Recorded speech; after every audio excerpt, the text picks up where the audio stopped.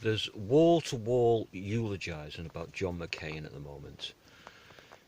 He's being portrayed as such a hero, as such a great man, and very often it's by people that previously were criticising him.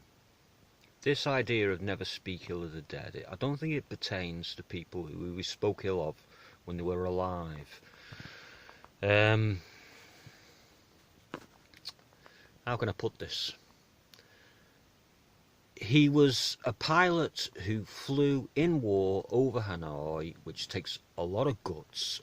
Most of us maybe wouldn't summon the courage to do the job that he did. And if you want to praise him for that, that's fine. It doesn't necessarily mean that everybody who was that brave, who did that, could be relied on to be a great politician and have their heads in the right place and know what policies are sensible and what policies aren't. But beyond that, this idea that he volunteered to stay as a prisoner, as loyalty to his men, that's not the way he's remembered by other prisoners. Unless you cherry pick which prisoners you want to talk to, they had a nickname for him. They called him the Songbird.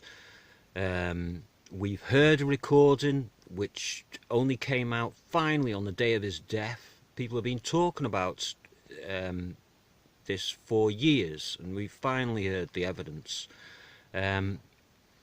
He's heard to be saying that the Vietnamese were the good guys and the Americans were the bad guys, and that was broadcast all over Vietnam, and it was also broadcast to the other prisoners, demoralising the other prisoners. Fair enough, you probably forced me to say that, if you sort of had me as a prisoner, so I'm not overly criticising him for that. I'm just saying that the whole thing has been dishonestly cleaned up. His father was a big shot at the time, and for the sake of his father's reputation, they've made less of his shortcomings, and they've hyped him up. Everything where John McCain got a mention in the last few years in politics, he's always on the wrong side. He's known as one of these rhinos, Republican in name only.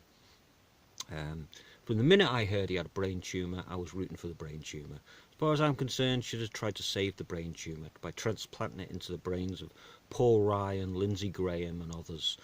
The tumour was the good guy in this one, not John McCain. And it's telling that he's scoring higher in popularity among Democrats than he is among Republicans. That just tells you it all.